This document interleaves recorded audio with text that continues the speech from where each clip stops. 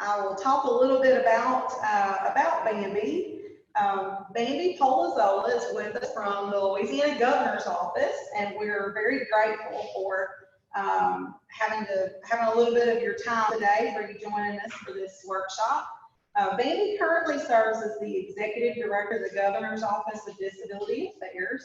She previously served as a facilitator for Louisiana Autism Spectrum and Related Disabilities Consortium. That was the LaSard group that we heard from earlier in the day. She was also a special education teacher for several years in St. Landry Parish. Through her work as not only a special educator, but she's also the mother of a child with autism.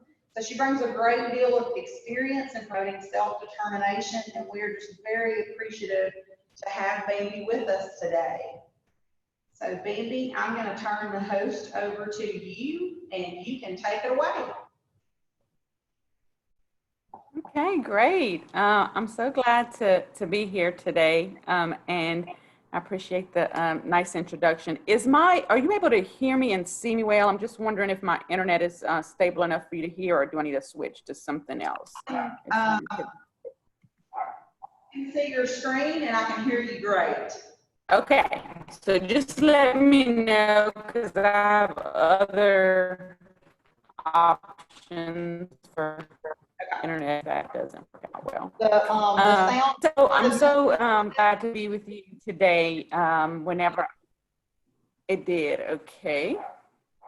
I'm gonna. You might turn your video off, and that might help with your bandwidth. Okay. And just show. I might just connect it to my other device, so that will be maybe better, but maybe not. Okay.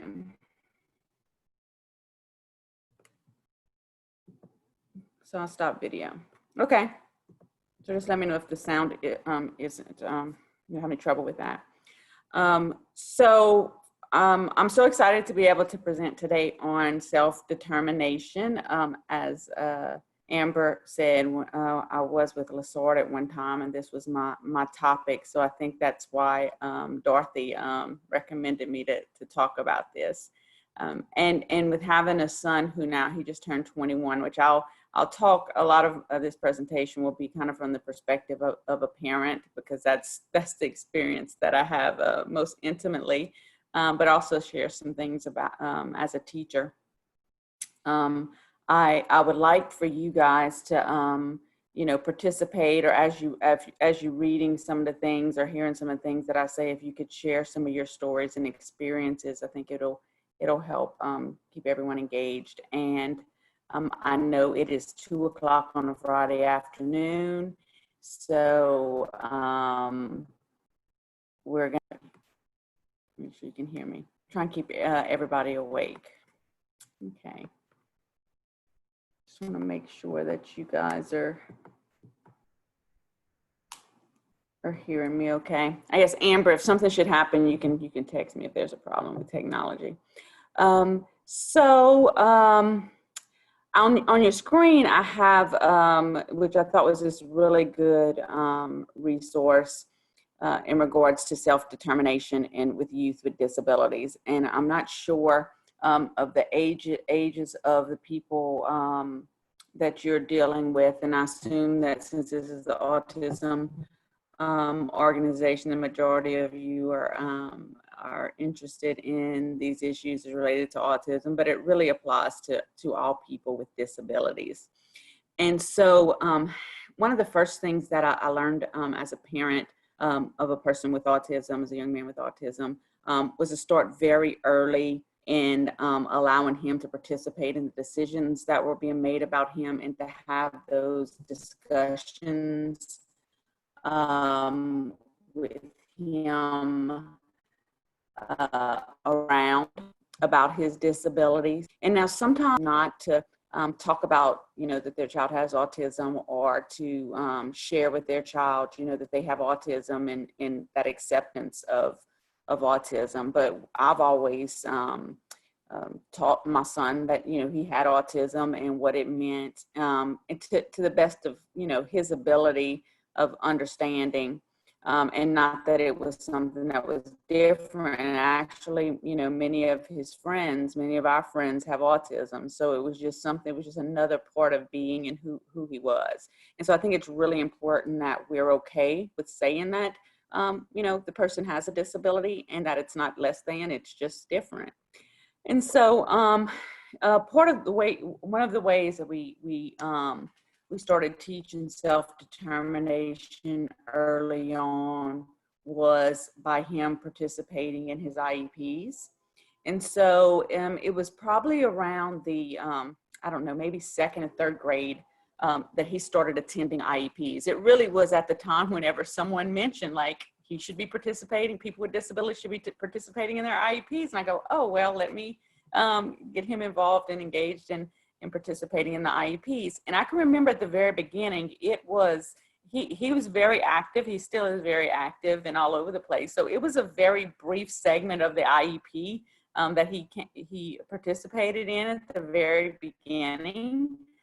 He was like 8 or 9 years old, and just asking him what he wanted to, what classes there were people that he saw regularly throughout the school day, or people, that might have dropped in through the school week from pupil appraisal who were meeting about his education. So we saw all those people assembled, and he was there, and he, even though he wasn't there for the entire meeting, he knew that we were having discussions, and he was able to, express some of the things about himself that he wanted to share. And share with that group. And so that, led to, he just graduated this year, which I'll talk about that a little bit more, but to, throughout high school, he participated entirely in his IEP meeting. And so I think just building that, awareness that people are meeting about you and are meeting about things about you helps that person just to know what's going on and how decisions are made about them that will last throughout their lifetime. And so you also want to make sure that you help the child or the person to be able to tell their story about themselves. And so since Chaz was little, we always found creative ways to introduce him to the new school year, introduce him to the 2 teachers. And so I'm checking the chat. Okay, you're getting some interruption for the audio. I hope that's a little bit better now, but what age would you expect to be able to implement some of the self-direction? Yeah, so I would say as soon as you, and it's self-determination if I use the wrong word. I would say early as you can. That's whenever you should start with promoting self-determination. And it's gonna present itself in different ways. That opportunity is gonna present itself in different ways. But you need to kind of just fill up your toolbox with different ways in which you can promote that self-determination. Now to get back to the topic about having the person talk about themselves, introduce themselves. Even for a person who has communication difficulties or other types of challenges that may sometimes hinder communication, there are multiple ways in which a person can, you can facilitate that communication. So I'm gonna stop this share and share just a document that we had. And this was 10 years ago. I'm trying to scroll up here. This is the last page. Okay. So you all should see, this was in a newsletter format. It was all about Chaz. And I know it was 10 years ago because it says I will turn 11 years old this summer, and he turned 21 years old this summer. And so doesn't seem, time flies. It goes by so fast. We would do these newsletters, and he would, of course, he was not putting the newsletters together. He didn't have really the technology skills to put these newsletters together, but he would pick out the pictures and he would we'd talk about what was going to be put in the letter. So the first part of it was just telling a little bit about him, and then telling him then writing a little bit about what I and his dad wanted for him. And I don't know why in the world I chose that picture, Lord. But anyway, we should make better choices on pictures. But that was 10 years ago. So then we went on and we, talked a little bit about like what he liked, who his family was.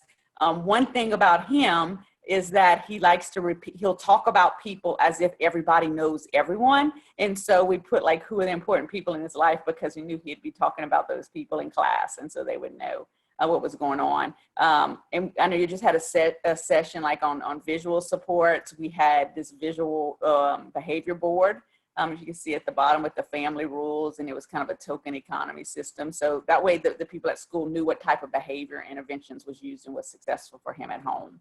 And then we went on and we talked about the things that he liked, and we let him kind of pick out what are the things that he likes. And so, we told about him taking pictures, and then just a little bit more about him. And then on the last page, I think it's the last page, giving them, the last 2 pages was giving them information about just autism in general. Because, he was included for many in regular ed classes for several of his classes, but so many of those teachers might have had limited information on how to work with a student with autism. So just sharing with them some information that might help them as they kind of navigate having a student with, pretty significant needs in their classrooms. Different forms, and every year was a little bit different, PowerPoints and newsletters and all kind of, just different ways in which we present about him. And I'm gonna stop this share and get back to my other share.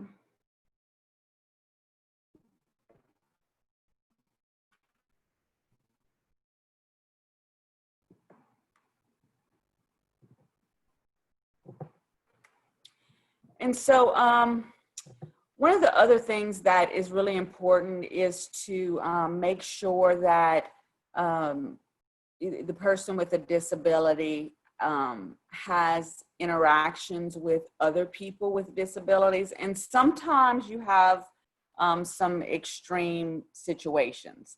Sometimes you have people with disabilities who they are put in very segregated settings, whether it be in school or whatever type of environment. So all of their interactions with people with disabilities, and some have interactions with people who have a disability or similar, experiences or struggles. And so it's really important that you have a balance in that, and so that that person realizes that they're not alone. There are other people who have the, a similar type of issues, but at the same time, they're also a part of the larger community.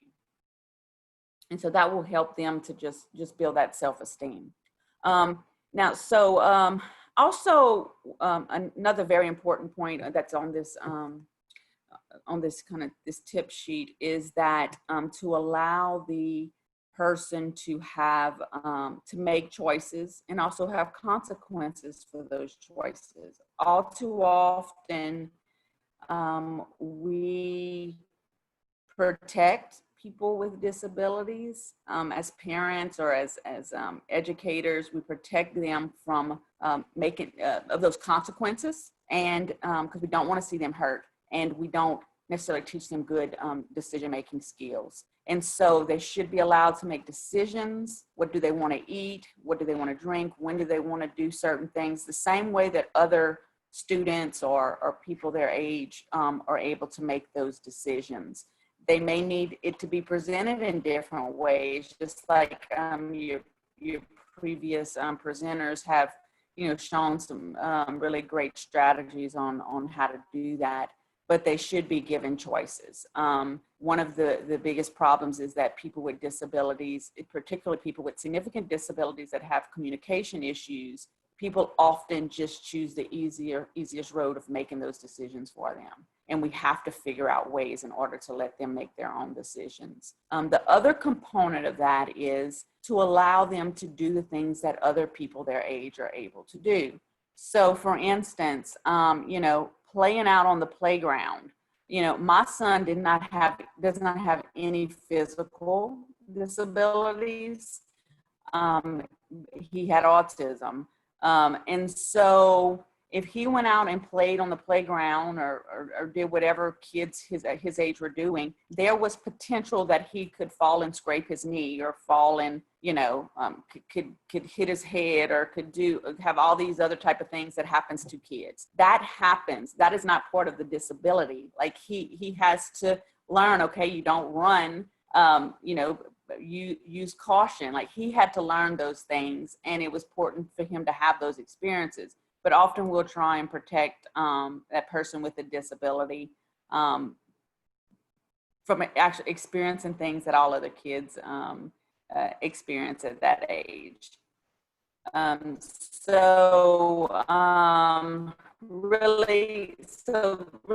that goes to the point of, promoting reasonable risk-taking. Sure that you help them to develop their goals. And so that can start very early on. And it depends on, what are the priorities of the family, what are the priorities of the person, and let them have those experiences. And so with Chaz, we've been talking for several years about him going to college. And so he's really looked into that, and that is something that he is planning on doing. And that has been a goal. And so it actually has been a goal of his for a couple of years. And through that goals, we were able to talk about whenever he was having issues, whenever behaviors, with a person with autism, oftentimes my experience has been it's kind of like a roller coaster with behavior. Sometimes things are really smooth, and then sometimes there's something that, really triggers, and you may have a period of time where you're dealing with behaviors and that type of thing. So talking about him being an adult, and that the next step after high school was going to college, and how those behaviors needed to be, he could not have those behaviors whenever he goes to college, or had to address certain things that helps to look forward to. So, I feel like with goal setting and planning, we have to start very, very young.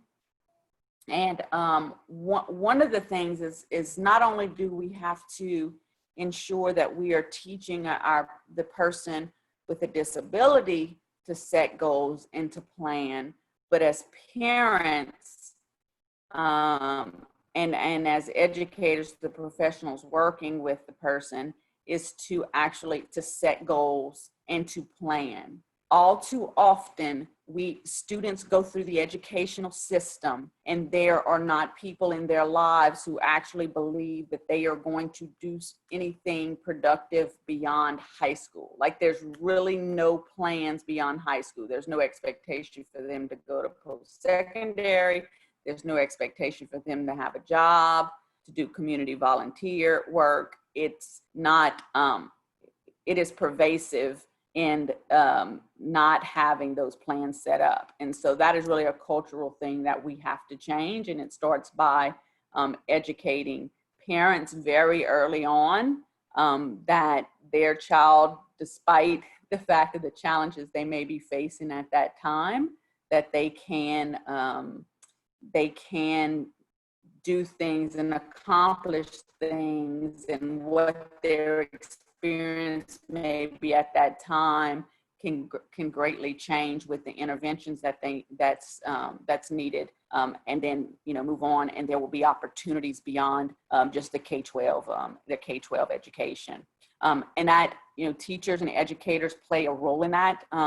A very important role in really helping, because sometimes families won't get that type of information or encouragement from anywhere except in the school system. So having educators believe that students can and should be able to achieve things beyond, their K-12 education. And so with that, I'll kind of talk a little bit about those opportunities beyond K-12.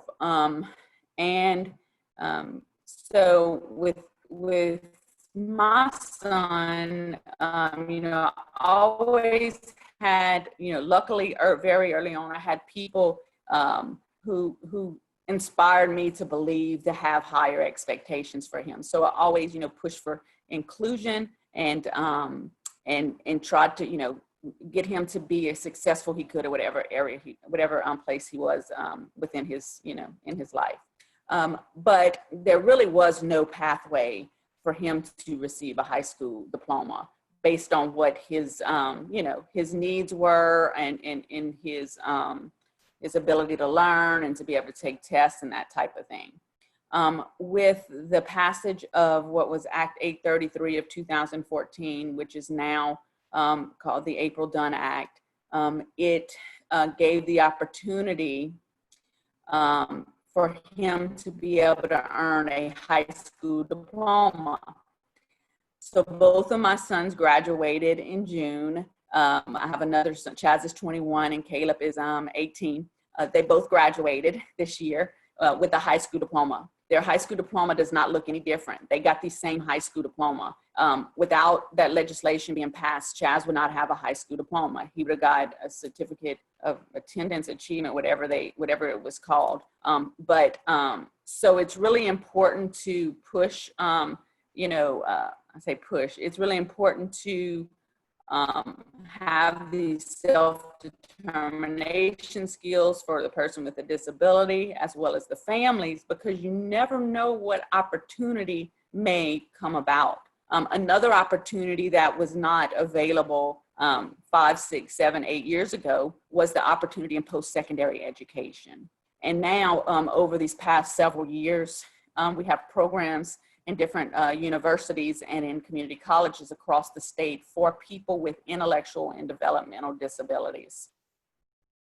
And so when I was pushing, when Chaz was in kindergarten, saying that he deserved to be in the same kindergarten class as every other kid, even without a disability, I didn't know at that time that was setting the stage for the opportunities that he has now, was graduating with a high school diploma and attending UL, which is where I attended school, UL Lafayette, in the LIFE program.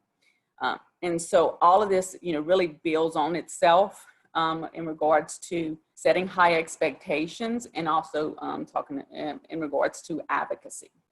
So in regards to the higher education component, I'm gonna, at the end, I'll share a link to we had the Governor's Office of Disability Affairs conference last week, and we had some presentations that I think you all will find interesting, or at least a few of those sessions that you'll find interesting. But one of the sessions was in regards to higher education. And so we have across the state several different opportunities for students with intellectual and developmental disability to get an education through post-secondary institutions. Nicholls State University, Southeastern, Baton Rouge Community College, Bossier Parish Community College, LSU Human Development Center in New Orleans has a program. And I know as you hear this, you don't hear much in the north except for the Bossier Parish. However, LSU in Alexandria and Grambling in Northeast Louisiana are both actively and progressively working to have those types of programs on their campus. And so I think that, advocacy in your area of the state to help get those opportunities or have those opportunities in those places in your area is really important. And basically all of these programs that I just mentioned were started because usually a parent and someone in higher ed in their education department at these universities got together and really just pushed and worked and advocated with the leadership at their universities or community college systems and got that started. And so the next thing that I wanted to talk about was in regards to, we talked about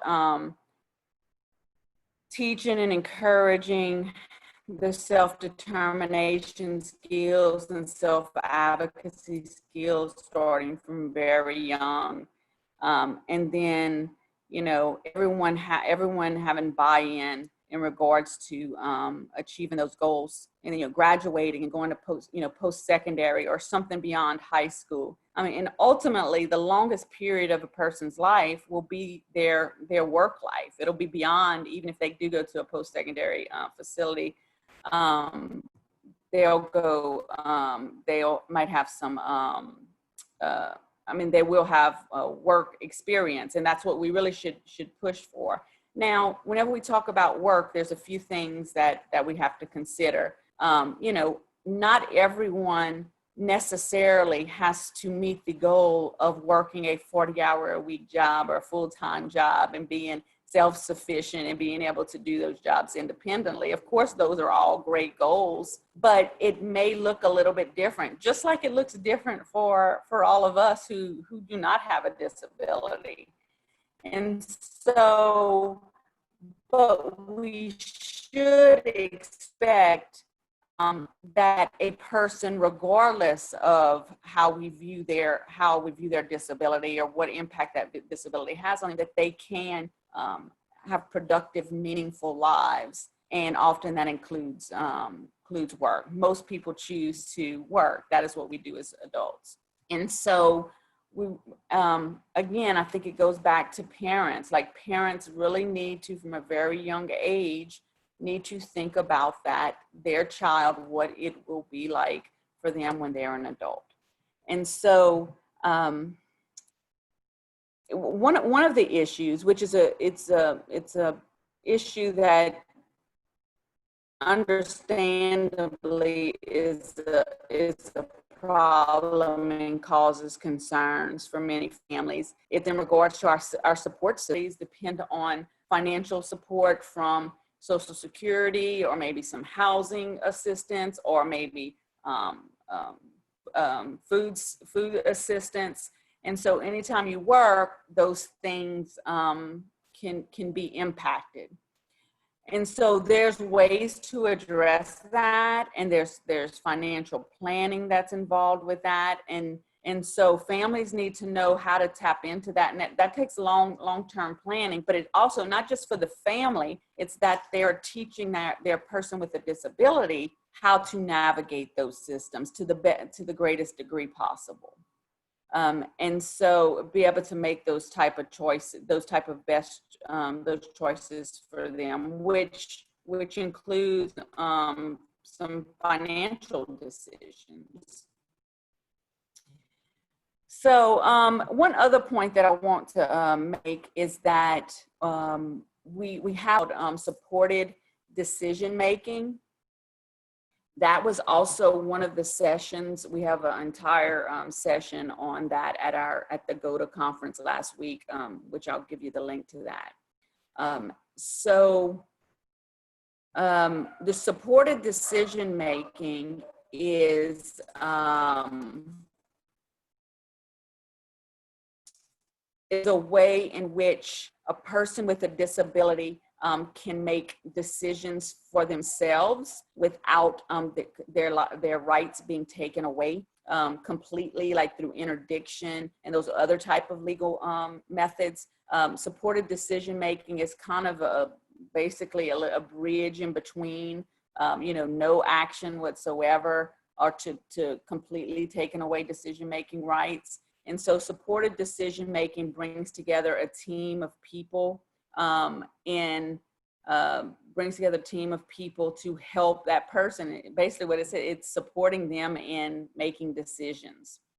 And so there will, like I said, we'll have a link to that session that was at our conference last week. There also will be some follow-up presentations through the ARC of Louisiana. If you search for their Facebook page, you'll be able to see some announcements of some sessions that they're going to be doing in the coming weeks to explain more about supported decision making. And all of that ties into self-determination. And so all of us have to make decisions, and we all depend on other people to give us support or give us advice on how to make decisions.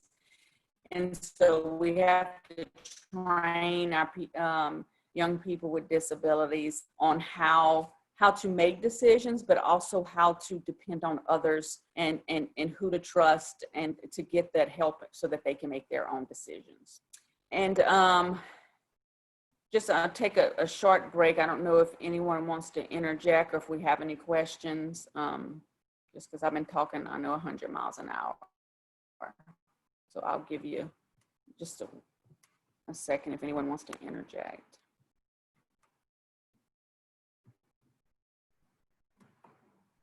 And I'm going to transition screens.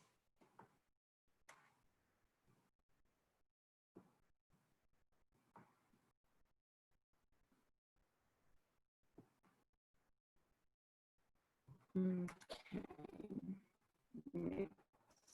Stop this share. No one has anything to say? Let's see. I think, Bambi, I think it accidentally just replied just to me instead of the group. No. We have one parent who is, I guess, a comment rather than a question, but just saying how much autism so profoundly impacts their abilities. It's really hard to wrap your mind around them being independent enough to go to college at some point. Even in one of these more supported programs, I think like ULL Life, I know that there's some additional supports in place. What advice would you give to a parent or a teacher of a younger child who is just having difficulty seeing, maybe seeing that light at the end of the tunnel, seeing an option like that for their child? Yeah, and I completely understand that. And so that brings to mind a couple of things. I just want to make sure that while we all, I think as parents, we all try to, talk about our children in the best light. I hope that we do.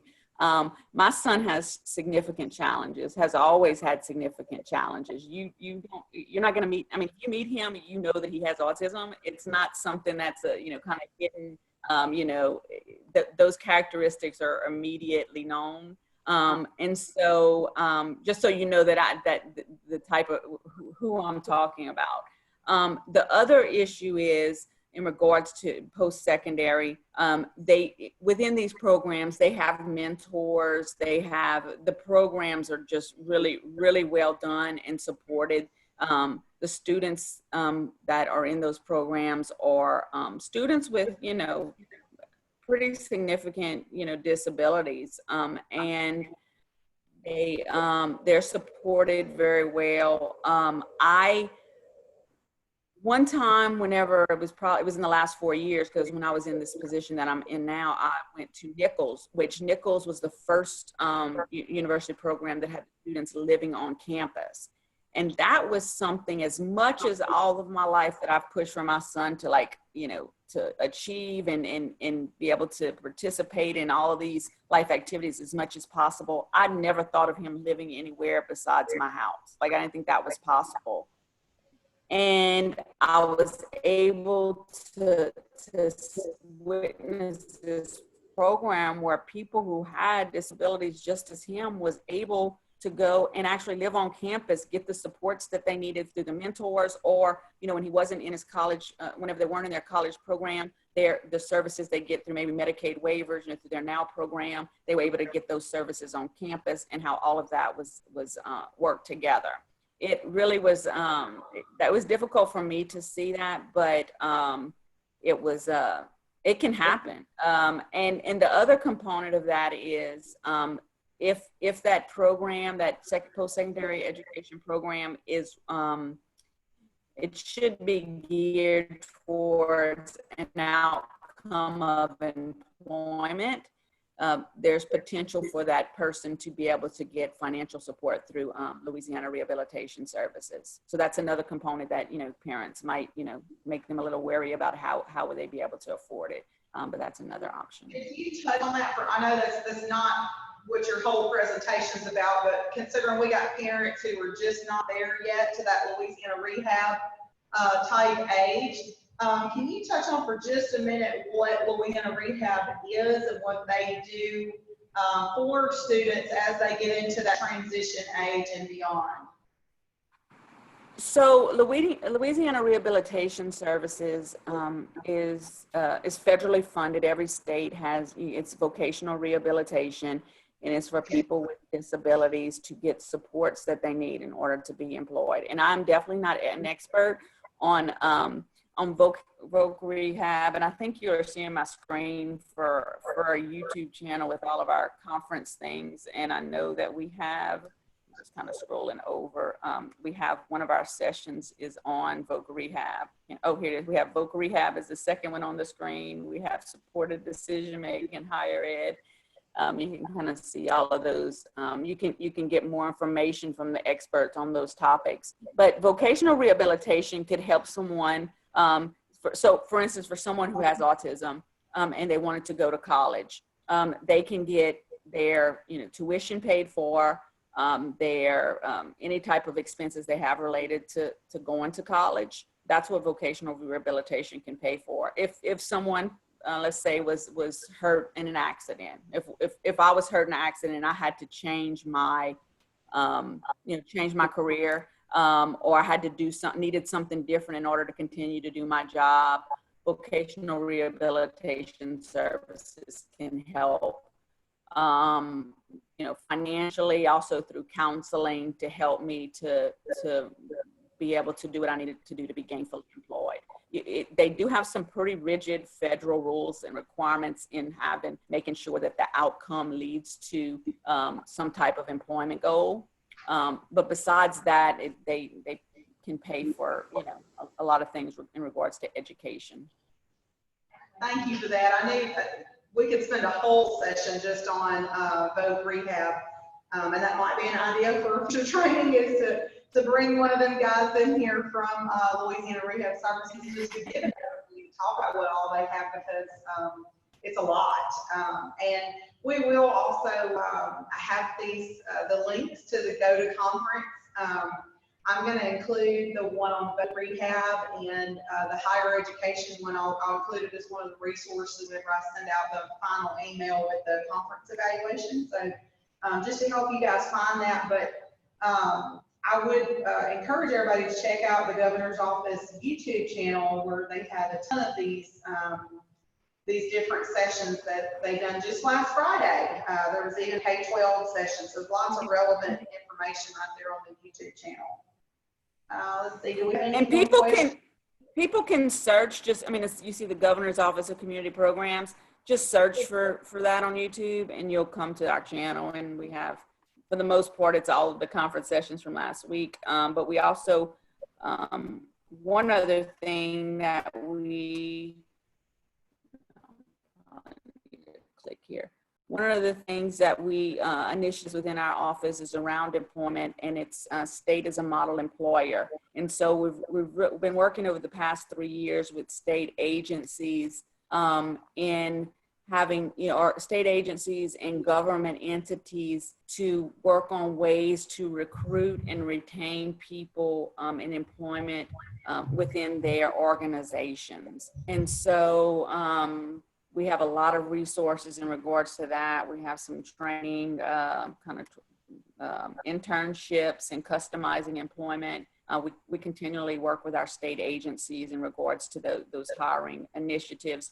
We really want to make sure that other government entities, local parish governments or city governments, or even the state offices that are in other regions of the state, or employing people with disabilities. And with COVID, one of the opportunities that's come about is that we're able to see ways in which our jobs can be done in different ways. And so hopefully that opens the doors for people with disabilities, because some of the accommodations that all of us are needing now because of COVID, people with disabilities need them just during normal times. And so hopefully that's opening the eyes of employers for more opportunities for people with disabilities. Absolutely. Okay, thank you for that. I don't see any more questions in the chat box, but if anybody thinks of one, they want to add it in there, we'll make sure and get it to Bambi.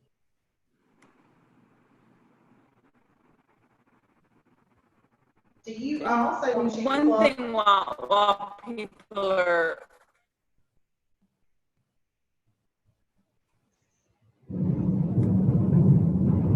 So are you saying something, Amber? I was going to say, I want to make sure that you plug the GACTA newsletter too, while we have you. If people are interested in signing up in the newsletter, so all these great resources that are coming out of the Governor's Office of Disability Affairs, if they want to keep in the know, can you share how they can sign up for that newsletter? Because there is a ton of information that comes out, great resources across the state. If you can follow that newsletter. Okay, yeah, I'm gonna show, let me move this. Okay, here. Are y'all seeing the governor's? Well, I think I need to stop or do a new share. And here we go. Stop okay, share and so this is, y'all should see the governor's office now. Y'all see the office of the governor now? Yes. Okay. So if you go to you know, you can even Google Governor's Office of Disability Affairs and it'll take you straight to our page. But if you get to the governor's web page and programs, we have all our different programs, but then disability affairs. And I don't know, will it take us to disability affairs or not from here? Let's see. I'm not sure. I might just, can you see it now? Yeah. Governor's Office of Disability Affairs. Okay. If you're seeing that, I'm scrolling down. I don't know where my link is at. I'm sorry. For some reason, a link we had on this page to access can you hear me? Yes, I can hear you. I think I saw it. I think you just passed it. There was a link on there to the newsletters. Oh, here it is. You'll see this sign up for updates on our page. If you go to Governor's Office of Disability Affairs webpage, you just plug in your email and do sign up, and you will be on our email list.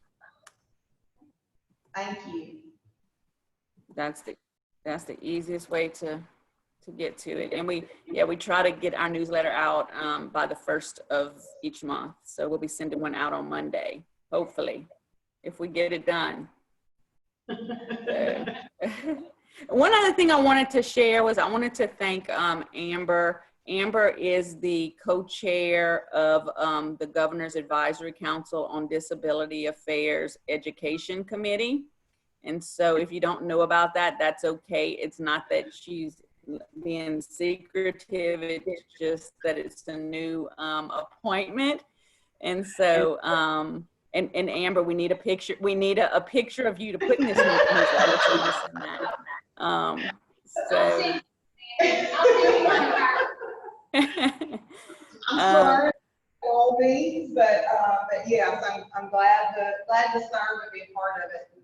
All the great things we appreciate in the office. Yeah, we appreciate it, and I'm really excited. That committee has already drafted a really great letter that we sent earlier this month to new superintendent, Dr. Brumley, with some recommendations in regards to special education for the state, which if you have been involved with the state and with special education for some time, then you probably could have written those recommendations yourself.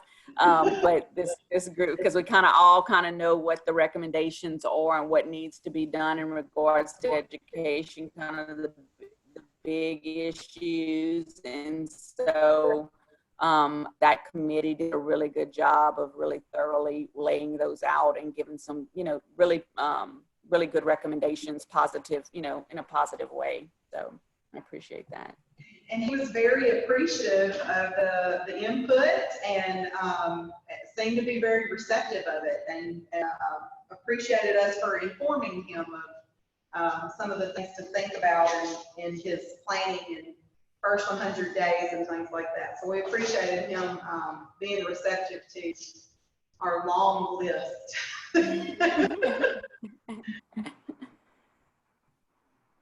Any more questions for Bambi about self-determination? You can ask them in chat. If you don't mind, Bambi, I'll share a quick story. And I don't know if you know this. When my own child got diagnosed, the month that he actually got his formal diagnosis, everything was still really raw and was having to process that new information. I attended the LaSARD conference, and that's actually the first time that I met Bambi. She was the LaSARD facilitator at the time, and she did a session on self-determination. And when you first get that diagnosis and you have all these what ifs and these questions about the future, and unfortunately, children do not come with a crystal ball, which I just think that they should, right? That was very helpful and hope to listen about the examples about self-determination. And I made a decision. He was finishing kindergarten at the time, and I made a decision at that point that this was going to be my kid, that we were going to, whatever capacity that was possible for him, he was going to participate in those IEPs and learn how to be a self-advocate. Because if I ever wanted him at ULL or Louisiana Tech or one of these universities one day, he has to learn to advocate for himself in whatever manner, that he was able to do that. So his very next IEP, his first grade year, he actually helped create the information for his general student information page, that first page of the IEP. He created his About Me section. Of course, he didn't actually write it, but he spoke and we recorded it. And at his IEP meeting, we played the recording of him doing his About Me. And then the next year, we added a little bit more, and he helped develop the needs part of it down on the lower part of that first page, the IEP. He helped his teacher talk about what were his academic and behavioral needs. And each year he's done just a little bit more in helping and advocating in that IEP. And so I'm looking forward to 8th grade. I got big hopes. We're going to do even more, and he's going to be a part of it. And, when we first started out, there was no way that he could speak in front of that group at an IEP meeting with all those different providers around the table. It was too intimidating. So we met him where he was at, and that was something that I learned from that workshop with her, was meet them where they're at, using the skills they have and the comfort level that they have, and let them advocate in whatever way that might be. And so we recorded him talking about his About Me at home, and then played it at the IEP at first because he couldn't speak in front of people. Now he can walk into an IEP and he can actually talk in front of the group and tell them, this is what I want you to know about me, and this is what is important to me that you know about me. And I think that that's just some really powerful, I think, IEP goals have been born out of listening to his perception of what he needs. Because we think we know what they need, and we have sample goals, and we think we know how to develop these IEPs, but sometimes you listen to the students, you might get some bright and creative ideas on some really meaningful goals, and then the student has more buy-in because it's something that's meaningful to them. So I want to thank you for that. I know as we go through this journey as moms with students with special needs, we wonder kind of why sometimes, but your experience going through this with Chaz, you've now created this ripple effect, and there are parents all over Louisiana and teachers that have been able to listen to your talks about self-determination, and now their kids have grown up to be self-advocates. So thank you for what you're doing and sharing the information, and definitely thank you for all of the great information and resources that come out of the Governor's Office of Disability Affairs. Well, thank you. And of course, I have the same story, but it's about somebody else who was sharing about their child who's older than mine. So I think we all have to, do our part. And just one last thing, and I'll close with this. The and I'll close with trying not to cry on a Friday afternoon because I want to leave and be happy. But the person with a disability who had the most self-determination and taught me so much was my colleague April Dunn, which I mentioned her earlier, the April Dunn Act, which is the act that how my son received his diploma. And it was because of April that her advocacy and sharing her story about her, the system not allowing her to be able to get a high school diploma.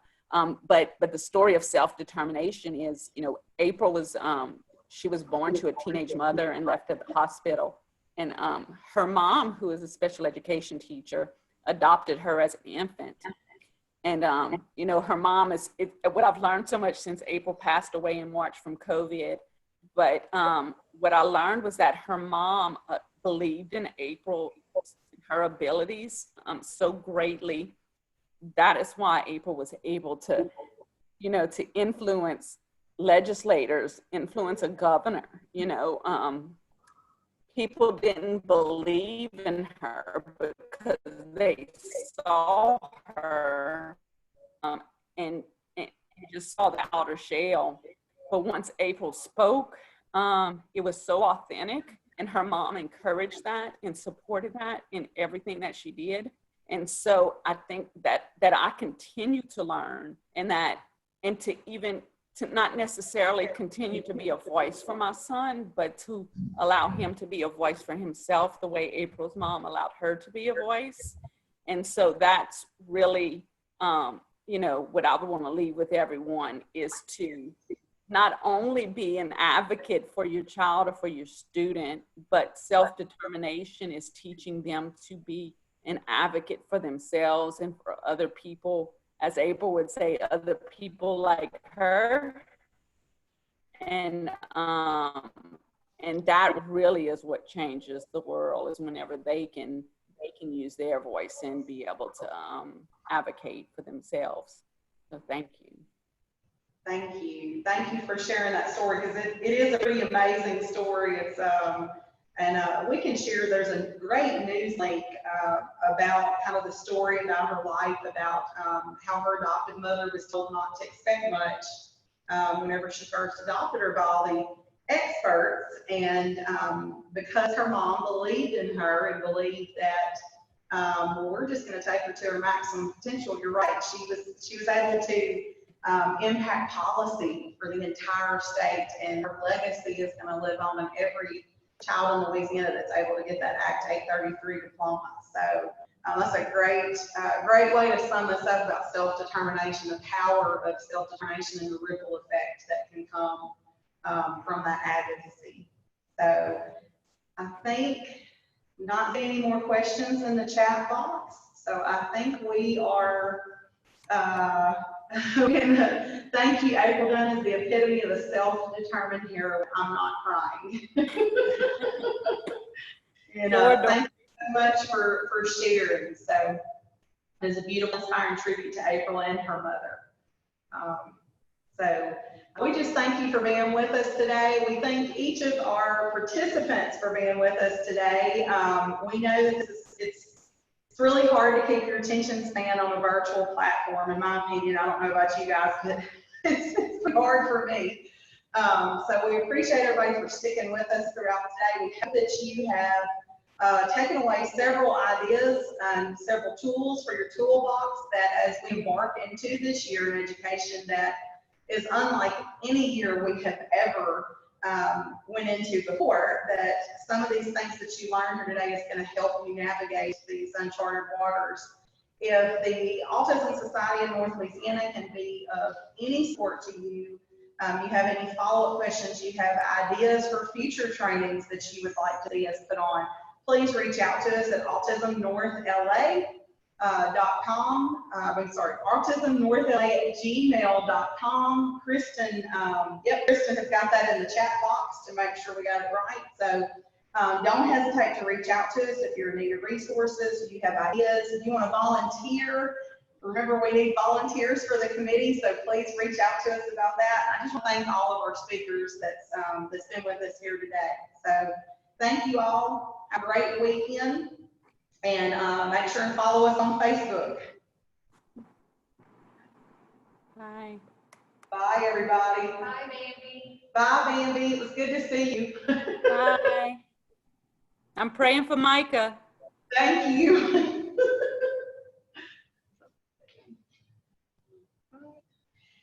It's in the books.